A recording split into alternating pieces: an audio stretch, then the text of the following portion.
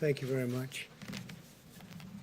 It was just announced by Attorney General Barr that they've caught the killer of Legend Tefero, horribly shot, young man, wonderful young man.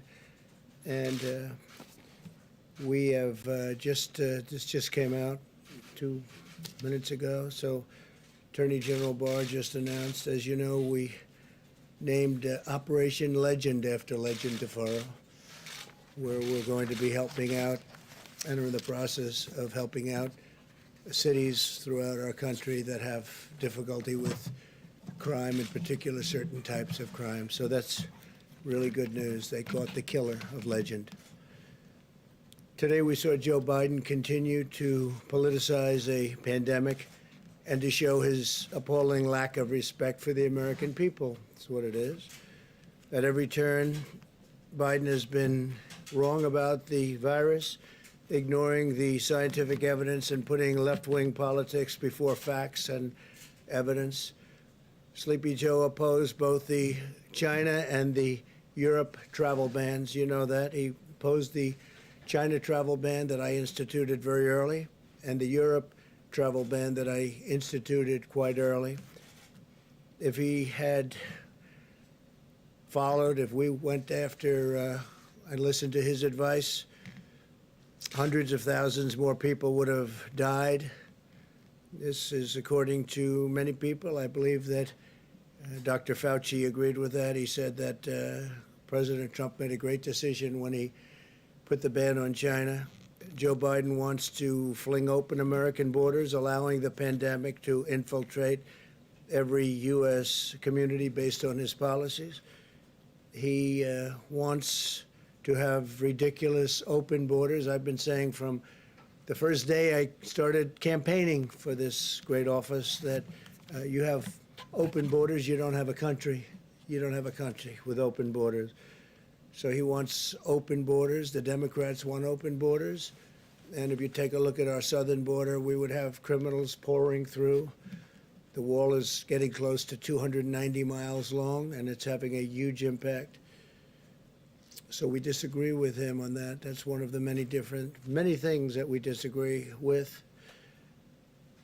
But while Joe Biden would allow rioters and looters and criminals and millions of illegal aliens to roam free in our country, he wants the federal government to issue a sweeping new mandate to law-abiding citizens. He wants the President of the United States, with the mere stroke of a pen, to order over 300 million American citizens to wear a mask for a minimum of 3 straight months. I guess this just happened. He thinks it's good politics, I guess, no matter where they live and no matter their surroundings, because different states are much different, both in terms of the atmosphere itself and also in terms of the corona problem. He does not identify what authority the president has to issue such a mandate or how federal law enforcement could possibly enforce it, or why we would be stepping on governors throughout our country, many of whom have done a very good job, and they know what is needed. Also, many of our 50 states are doing the job at a level that, frankly, people are really surprised, including foreign governments that are calling us constantly and asking for advice. So I want to just say our governors have worked very hard. They've worked with Vice President Pence and myself and everybody else that's been going. We have Scott now involved, and so Scott, congratulations, but you'll be working with a lot of governors. You've already started, and Dr. Fauci and Dr. Birx. If the president has the unilateral power to order every single citizen to cover their face in nearly all instances, what other powers does he have? That's why he refused, Biden, to take questions. He couldn't answer any of them, couldn't answer the questions. He refuses to take questions. He never takes questions. I take questions. He never takes questions. And you sort of wonder what's going on, because they're not that difficult. Some can be nasty, but they're not that difficult. but he never takes questions. So he just, I guess, left. I didn't see it, but I guess he just left the podium. Put it in your minds. My administration has a different approach. We have urged Americans to wear masks, and I emphasized this is a patriotic thing to do. Maybe they're great, and maybe they're just good. Maybe they're not so good. But frankly, what do you have to lose? You have nothing to lose.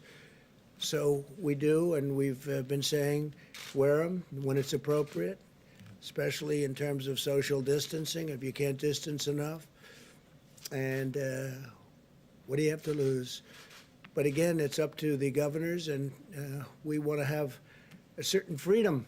We want to have a certain freedom. That's what we're about. At the same time, we also understand that each state is different and is facing unique circumstances. You have very, very different states facing very unique differences and circumstances. We've entrusted the governors of each state, elected by the people, to develop and enforce their own mask policies and other policies following guidance from the federal government and CDC. We're working with each state to implement a plan based on the facts and science. We will continue to urge Americans to wear masks when they cannot socially distance, but we do not need to bring the full weight of the federal government down on law-abiding Americans to accomplish this goal. Americans must have their freedoms, and I trust the American people and their governors very much. I trust the American people, and the governors want to do the right thing to make the smart decisions, and Joe doesn't know too much. Unlike the Biden approach, our approach is guided by science. That's why we're focused on protecting the high-risk Americans. That is why we're delivering effective medical treatments to dramatically reduce the fatality rate. And that is why we're developing a vaccine and therapeutics in record time. You'll see that, I think, very soon. Sleepy Joe rejects the scientific approach in favor of locking all Americans in their basements for months on end, which I think is something that Scott would be very opposed to. I think I can speak for you. We've been dealing pretty strongly over the last number of weeks. But he wants them in the basement for months on end. And you have governors that have been very, very strict on keeping people in their houses, keeping people in their, wherever they may be, apartments. And frankly, I don't think the results are necessarily better than other results. But he wants to shut down our economy, close our schools, and grind society to a halt. And he wants it done by a federal decree.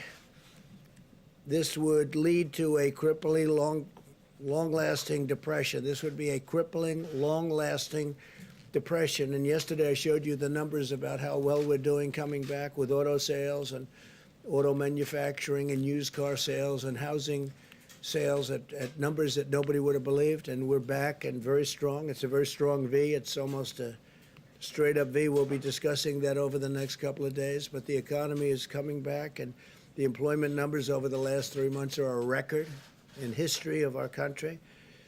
And we'll be back next year. I think we'll be maybe even stronger than the previous year, where we set every record in the book on employment and stock market. By the way, our stock market numbers are very close to record, and NASDAQ is actually record over the last 14 days, 14 times now. It's been record, and that's during what we hope will be the more final stages of the pandemic.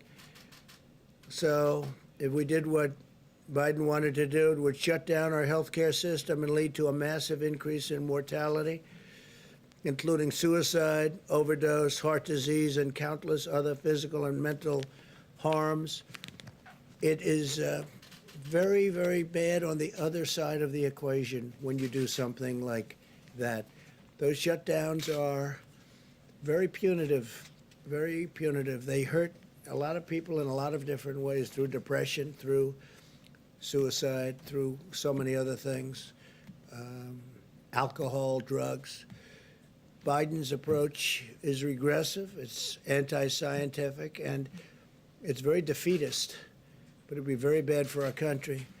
While Joe Biden has been playing politics from the sidelines, he has no clue. We've been solving problems and delivering tremendous results. The most advanced and robust testing system on the planet, the #1 producer of ventilators in the world by far, unprecedented industrial mobilization, biggest since World War II, Operation Warp Speed to deliver life-saving treatments and very soon a vaccine. What a plan by Joe Biden has actually laid out would do, we've really already accomplished. In fact, many of the things that was well reported over the last few days, every single thing he said to do, every single thing we did, and we did them well. So Biden has no idea on his own. He only knows what he thinks we should do, and he spews it out, and then I guess you could say he plagiarizes, and he really did in our case, because every single one of the events, I think, Kaylee, we can say that, was something we had already done. So we'll defeat the virus, but not by hiding in our basements. He's got to come out of his basement. We'll defeat this virus through a common sense mitigation effort, shielding those at highest risk and unleashing America's medical and scientific genius, which is what it is. And we've already been doing it, and we're very close to having something that's going to be very, very special in the form of therapeutics and vaccines. To Joe, I would say stop playing politics with the virus, too serious. Partisan politics has no place here. It's a shameful situation for anybody to try and score political points while we're working to save lives and defeat the pandemic. In times of national challenge, Americans, and we are, by the way, we are working with countries from all over the world, and they're trying to learn from us. And some of the countries that you spoke most well about are having a tremendous surge right now, but it'll work out. But Americans must unite together, and they must put politics aside and have to really unite for a common good. 3 vaccines are in the final stage of clinical trials. They're doing really well. We're producing the most promising vaccine candidates in advance. As you know, part of the largest industrialization ever. It's incredible when I meet with heads of companies that are doing this, that are the best companies anywhere in the world. It's incredible where they are, how they're doing, and the speed with which they're doing it, and also the speed with which the FDA is approving things. Because by any other standard, you would have been 2 or 3 years away from being at the point that we're at. By the end of this week, we will have shipped 1,846 rapid point-of-care testing devices to nursing homes, which are a very important source, as you know, for people that are not handling the plague from China very well. This week alone, we're sending 992 testing devices and 450,000 tests to more than 950 nursing homes across the country. And these tests are incredible. These are tests that are all new, very modern.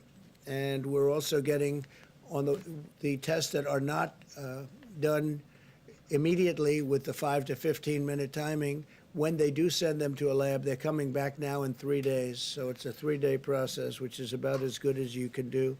You have 1 day of delivering, 1 day of receiving, and 1 day in the lab. We're also requiring all nursing homes to test all members of their staff at least weekly. By unleashing America's scientific genius, we have delivered effective treatments. The case fatality rate for Americans over 70 has declined by about 85%. That's a fantastic number. It's declined. That's case fatality. It's declined by 85%. Europe has seen 40% more excess mortality than the United States compared to a non-pandemic year. So you hear the numbers, and those numbers are very interesting, but that's the way it is. We continue to urge all Americans to wash your hands, socially distance, wear a mask when necessary, and when you cannot, distance and protect Very importantly, the vulnerable, protect people that are older and especially people that have problems with heart or diabetes or some other problem. Earlier today, very exciting news, very big news all over the world. They're talking about it all over the world. It was amazing. We finalized a historic peace agreement between Israel and the United Arab Emirates. After half a century, Israel and the United Arab Emirates will fully normalize their diplomatic relations. Nobody thought this was something that could happen for a long time. This is the most important diplomatic breakthrough since the Egypt-Israel peace agreement was signed over 40 years ago. We have Ambassador to Israel, David Friedman, here. Thank you, David, for being here. We very much, you would agree that this was a big day for Israel and a big day for the world. Good. Thank you, David. You've been fantastic, too. Fantastic ambassador and representative of our country. Thank you very much. The deal that was reached today will enable Muslims to have far greater ability to visit many historic sites in Israel and to peacefully pray at the Al-Aqsa Mosque, which is very important to them, which they've wanted to have access to for many, many decades. This is a monumental step to forging ties of cooperation in the Middle East, and I think you're going to have other countries come forward. I can tell you we already do, and they want to make a deal. They could have peace in the Middle East. It would be fantastic. Israel is also suspending settlements in the West Bank, which is a big deal, a bold step toward achieving peace. Israel and the United Arab Emirates have also agreed to immediately expand and accelerate scientific collaboration to develop effective treatments and vaccines to defeat the China virus. They've both been hit. Virtually every country has been hit, 188 countries, and to save lives in their region and in their world. So they are working very much on the vaccines also with us. And again, some very good news is going to take place with respect to that. Our unprecedented diplomatic engagements laid the groundwork for this historic peace agreement, which was just announced a little while ago today. We will not rest as we continue to work toward a world of greater harmony and prosperity for all. I want to thank Prime Minister Benjamin Netanyahu of Israel and Crown Prince Mohammed bin Zayed of the United Arab Emirates, two fantastic people, for their vision and their leadership, and I look forward to hosting them at the White House very soon to formally sign the agreement. We'll probably be doing it over the next, I would say, 3 weeks. And they'll be coming to Washington. So that was a tremendous day. That was a tremendous thing that happened. And it's a great sign. We have a lot of other interesting things going on with other nations also having to do with peace agreements. And a lot of big news is coming over the next few weeks. And I'm sure you'll be very impressed. And more importantly, it's a great thing for our country, a great thing for the world. So thank you very much. Please, go ahead. Thank you, Mr. President. I appreciate it. I want to ask you about school-age kids and food. One of the real problems when you shut down the schools, these are kids on reduced and free lunch programs. They need these meals to make it through their day, and with districts shutting down school, what, if anything, can the federal government do to make sure that the kids still get decent meals as long as the schools are out? Well, you know, we don't want the schools shut down. We want the schools to open, and especially very young children handle it, all children, but especially very young children handle it very well. So we want schools open. We don't want to be in that position. We want schools open. We've made payment, and we would, frankly, if the school isn't going to open, we would much rather follow the child with the payment, give the money to the child, meaning the parents of the child, and let the parents do what they have to do, including bringing the child to another school, because we're finding that whether it's parents or children, people want to get back to school. They want to have their life back. Some people say the Democrats don't want schools open because that's where you have a lot of polling booths. And if you have a school closed, you can't very easily have polling booths at the school. And that's becoming, I think maybe we'll be able to show that as fact. But That's another thing that they're doing to try and keep people away from the polls. So we have to look into that, but it's, you've been reading about it, I've been reading about it, and I don't like it. But we'd like to see the schools open. Then we don't have that problem. Good question. Thank you, Chris. Mr. President, what's your understanding of how long Israel will suspend its West Bank annexation plan? What do you think? Tell me. Well, we're putting all our eggs into the basket of peace. We have an agreement with the Emirates. We're going to nail down all the details, embassies, overflights, commercial. Then we're going to extrapolate that to the rest of the region. How long that takes, I can't tell you, but we've prioritized peace over the sovereignty movement. But it's not off the table. It's just something that will be deferred until we give peace every single chance. And what do you want the Palestinians to take away from this deal, since they're not really a party to it? Well, but they are supported largely by some of the countries that we're talking to and that have already signed, you know, in the case of the one country, but others will be following. And I think the Palestinians will, without saying it necessarily yet, I think they very much want to be a part of what we're doing. And I see ultimately the Palestinians, I see peace between Israel and the Palestinians. I see that happening. I think as these very big, powerful, wealthy countries come in, I think the Palestinians will follow quite naturally. Yeah, please. Do you believe that a deal could have been reached without Israel's agreement to temporarily suspend annexation? Say it again. Could you make it louder? Do you believe that a deal could have been reached without Israel's agreement to temporarily suspend annexation? What do you think about that, David? It's interesting. I think you can't do both at the same time. So I think, again, prioritize peace, sovereignty, after peace is given every opportunity to turn to sovereignty. I don't think the two could have been done at the same time. And have you asked Israel to permanently consider abandoning annexation? No, this is a temporary process. There's been no request. Okay. Please, Caitlin. Mr. President, this morning you said that you do not want to fund the U.S. Postal Service because Democrats are trying to expand voting by mail. So I've got two questions for you. One, are you threatening to veto any legislation that includes funding for the post office? No, not at all. No. So you would sign something that does include funding? A separate thing, I would do it. But one of the reasons the post office needs that much money is to have all of these millions of ballots coming in from nowhere, and nobody knows from where and where they're going. You saw what happened in Caitlin in Virginia. It was 500,000 applications coming in, going all over the state. Nobody even knows where they came from. You saw what happened in New York, which was a disaster with Congresswoman Carolyn Maloney. It was a basic disaster. And you see Paterson, New Jersey, what's going on there. And we can give you many other locations and sites. What has happened is that's part of a big negotiation. That's actually small part of a big negotiation to get more money to people that it wasn't their fault. It was China's fault. And post office is part of it. Another part of it is they want $3.5 billion just for the ballots themselves. Why it's so much, I don't know, but that's what the Democrats want. But if the bill isn't going to get done, that would mean the post office isn't going to get funded. And that would also mean that the $3.5 billion isn't going to be taken care of. So I don't know how you could possibly use these ballots, these mail-in ballots. Absentee ballots, by the way, are fine.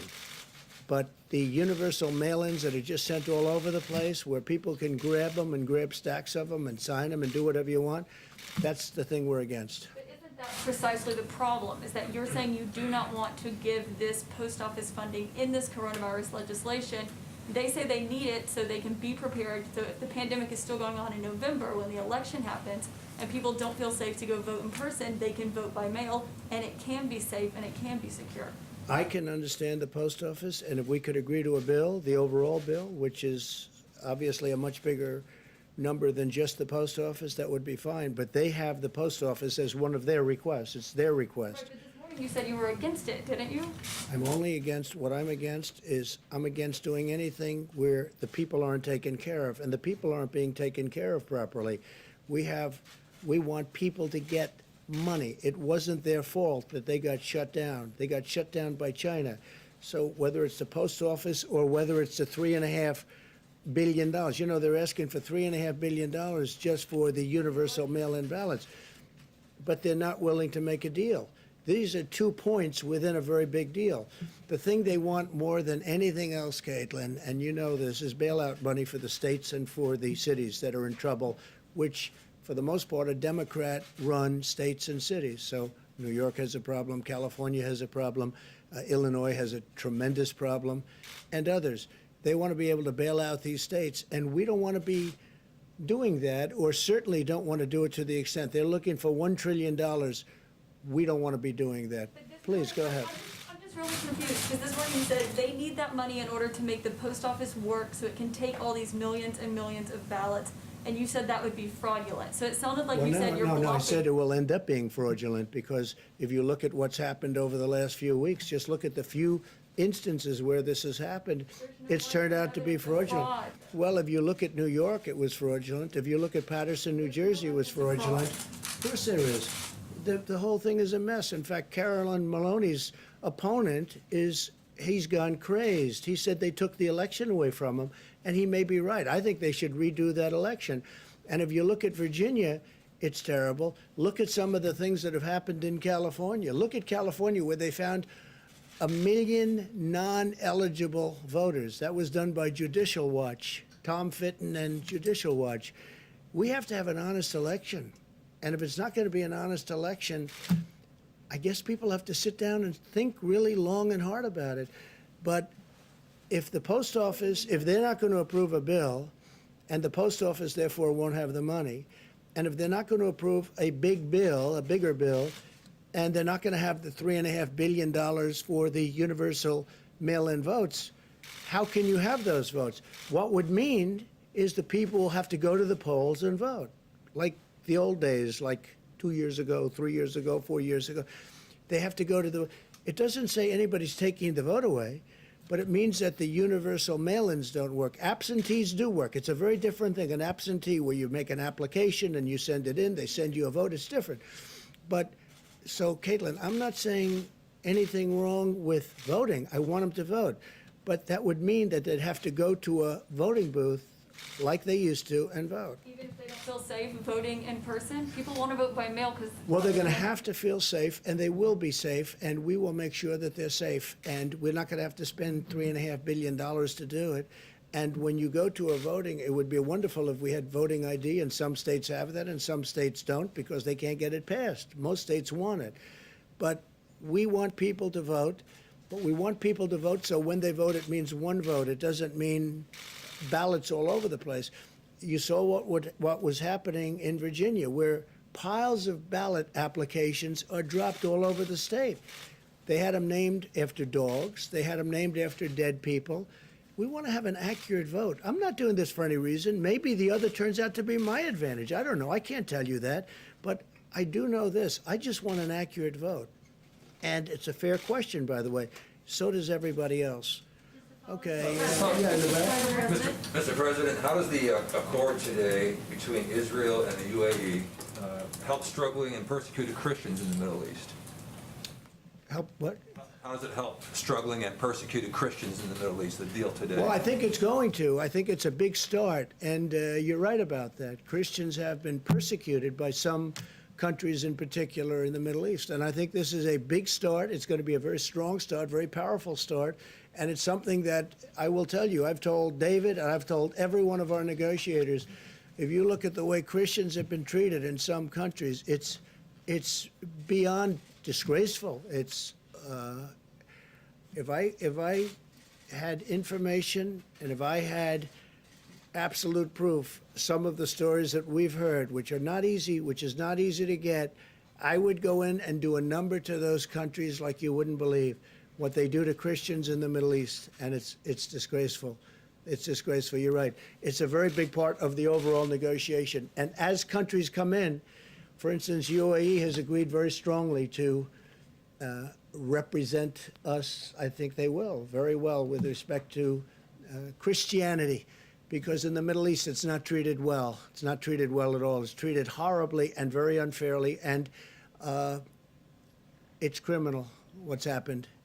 And that's for many, many years. I think it's a great question and it's a very unfair situation. Please, go ahead. Thank you, Mr. President. Larry Kudlow said that there's a routine check-in call with China on the Phase 1 trade deal.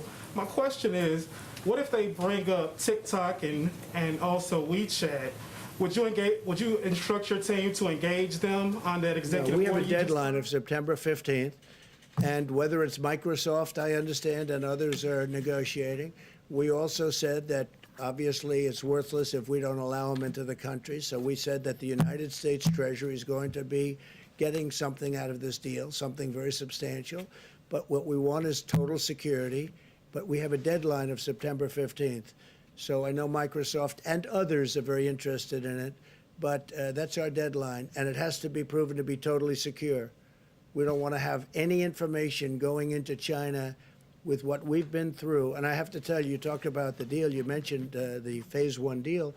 Well, the Phase 1 deal, it's a very interesting situation because you've been hearing the largest order of corn in history, the largest order of soybeans, the largest order of beef. They've done more than they've ever done. So you're going to have to figure that one out. With where I'm coming from, I could have, because they see my attitude. My attitude toward China is not friendly, but they have gone into orders that are extremely large, and our farmers are very happy. But with what they did with respect to the pandemic, the plague that came in from China, it just is a different feeling. It was an incredible deal, but I have a very different feeling. But they are giving the Midwest, our farmers, among the largest orders they've ever seen. Somebody told me today, Bob Lighthart, that it's about 40% of what they're selling now is going to China. So maybe they're trying to make me change my mind a little bit, because you know my attitude on China, and it hasn't been very good. Well, we're not talking to them, no, we're talking to the companies. In theory, it's a company, but it's a company within China, that means China. And the deal will have to be substantially beneficial to the United States, and we need total security. Okay? Mr. President. Mr. President. Yes, Mr. President, can you say whether you yourself think that annexation should be off the table for Israel, and if so, have you communicated that to Well, not Prime off the Minister? table, no, it's something they've discussed, but Israel has agreed not to do that. I mean, more than just off the table, they've agreed not to do it. And I think that was very important, and I think it was a great concession by Israel, and I think it was a very smart concession by Israel. But, David, you have anything further to add on Prime that? Minister was pretty clear today at his own press conference that he considers this to be a temporary suspension and that the deal would still be open to him at some point in the future. I'm asking what you think he should do. Should he Well, actually right now, write it all I off? can say, it's off the table. So I can't talk about sometime into the future. That's a big statement. But right now, it's off the table. Is that a correct statement, Mr. Ambassador? Yes, the word suspend was chosen carefully by all the parties. Suspend by definition, look it up, that means temporary halt. It's off the table now, but it's not off the table permanently. Go ahead. Mr. President, thank you so much. Just to follow to some of the questions that Caitlin was asking, you said you do want an accurate vote. That's right. Would you direct the Postmaster General to reverse some of the policy changes that have No, occurred not at there all. in order to prevent delays? No, I wouldn't do that at all. No, I want the post office to run properly, but, which makes sense, they would need a lot more money if they're going to be taking in tens of millions of ballots that just come out of the sky from nowhere, and so they need additional financial help. It's a part of the bill that the Democrats don't want to make because they want $1 trillion, much bigger part of the bill. They want $1 trillion to go to states that are run by governors who happen to be Democrats who have not done a good job for many, many years. And those are states that owe a lot of money and need a lot of money, and they're talking about $1 trillion. So the post office and the $3.5 billion for the votes themselves, which sounds like a lot of money they're looking for. $3.5 billion. Think of that, $3.5 billion to have mail-in ballots. Again, absentee good, universal mail-in very bad. Please. Taking a step back, one quick follow-up. Given that the negotiations are still ongoing about whether to get more money to the Postal Service, why not put more resources and more money yourself. Find a way to do that, to make sure there is a Well, they free can and do it fair very election. easily. All they have to do is make a deal. If they make a deal, the Postal Service is taken care of. The money they need for the mail-in ballots would be taken care of if we agree to it. That doesn't mean we're going to agree to it. But all they have to do is make a deal. But again, more important to them is not that. That's a lot of money, but it's small time compared to the other. What they want to do, and very, very, very strongly what they want to do, is bail out cities that are run by Democrats and have been for many years.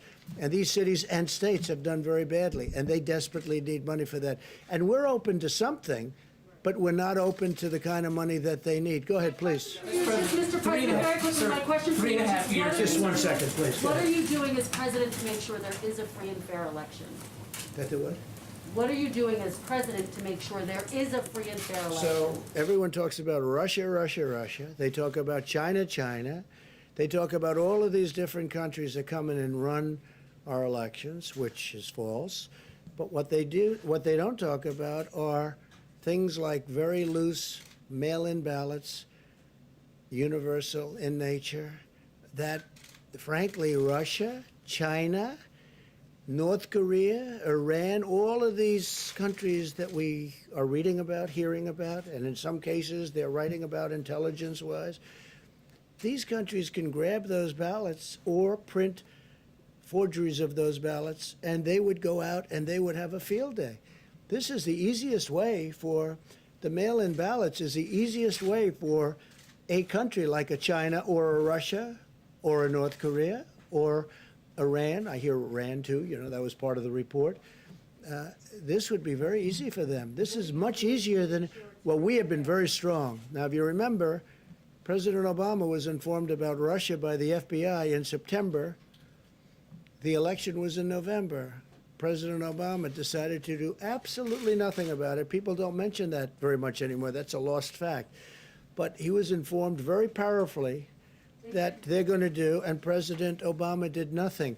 We have done a lot, and we've really shored it up. But what people can never prepare for are millions and millions of mail-in ballots, because they can be forged, they can be captured, they can be taken. No, well, that's a very hard thing to do. We have to make sure that we can do that. Please. So, Mr. President, after 3.5 years, do you regret at all the lying you've done to the American people? On All the what? everything? All the lying, all the dishonesties That who has done? you have done. Tens of Yeah, thousands. go ahead, please. Please. Go ahead. Go ahead. I wanted to ask about the payroll tax Go ahead. cut. One, is it going to be optional or mandatory for employers to defer and not collect the payroll tax? So we're- And if I have a follow-up on The that. payroll tax is very important and a very big benefit to people, as you know, to companies, because we want the companies to be strong, but now directly to people. And it's a very big number, and we're taking care of it, and this will go directly to the people, the workers within the company. It's a payroll tax. It's called a payroll tax cut.